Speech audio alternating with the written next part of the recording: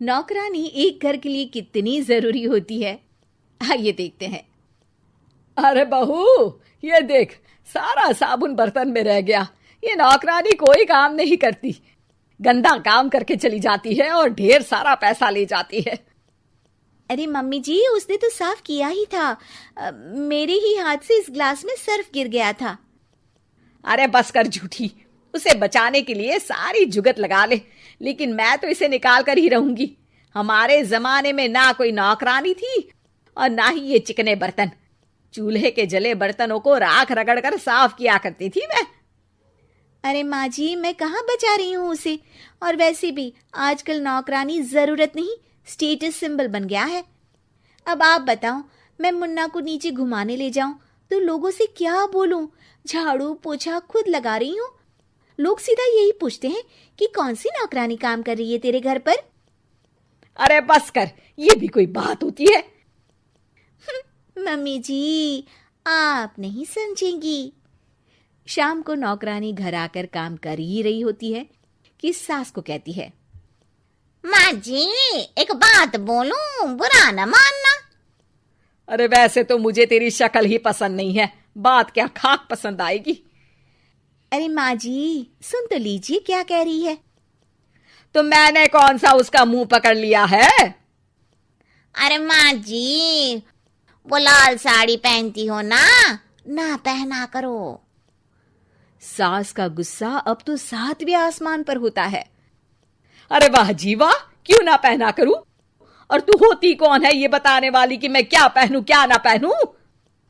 अरे माँ जी, पूरी बात तो सुन लो, वो बोलना क्या चाह रही है। अरे बुरा न मानो आंटी जी। अरे कौन है आंटी? अपनी उम्र देखी है तूने? 2-4 साल ही छोटी होगी मुझसे और मुझे आंटी बोल रही है। बहू सर पर हाथ रख लेती है। अरे अच्छी खासी उम्र दराज हो और आंटी ना बोलूं? मैं तुम्हारी बहू से भी 4 साल छोटी हूं। क्यों दीदी? बोलती भी क्या, एक तरफ सास यानी पति की माँ, तो दूसरी तरफ नौकरानी जिसके बिना घर का काम नहीं चल सकता। वो दरअसल माँ जी की शादी भी बहुत जल्दी हो गई थी ना। अच्छा ये झगड़ा छोड़ो, ये बताओ तुम माँ जी को लाल साड़ी पहनने से क्यों मना कर रही हो? वो इनकी उम्र की सारी औरतें सोसाइटी में इनके लिए बात करती हैं कि तुम्हारी सास बुढ़ी घोड़ी लाल लगाम है। बहू को ये सुनकर गुस्सा आ जाता है। अरे वाह वाह, कौन बोलता है जी? खुद क्या है यहाँ की औरतें, बाल सफेद लेकिन टाइट जींस और कोई कुछ भी पहने। अरे पहनना हमारा निजी हक है, किसी को कुछ हक नहीं बनता कि वो मेरी सास के लिए कुछ बोले।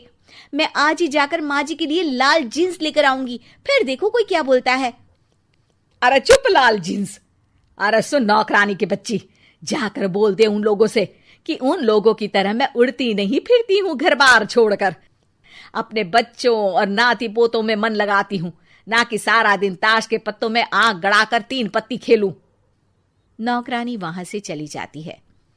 वैसे बहू, नौकरानी के क्या फायदे हैं ये तो पता नहीं, लेकिन सबसे अच्छा तो ये कि पता चल जाता है कि कौन किसके लिए क्या बोल रहा है। सोसाइटी में तेरा नौकरानी रखने का इरादा बिल्कुल ठीक था। अगले दिन उन लोगों के घर की बेल बजती है। बहू दरवाजा खोलती है कि सामने कुछ औरतें खड़ी होती हैं। अरे बहू, कहाँ है तेरी सास? बुला जरा।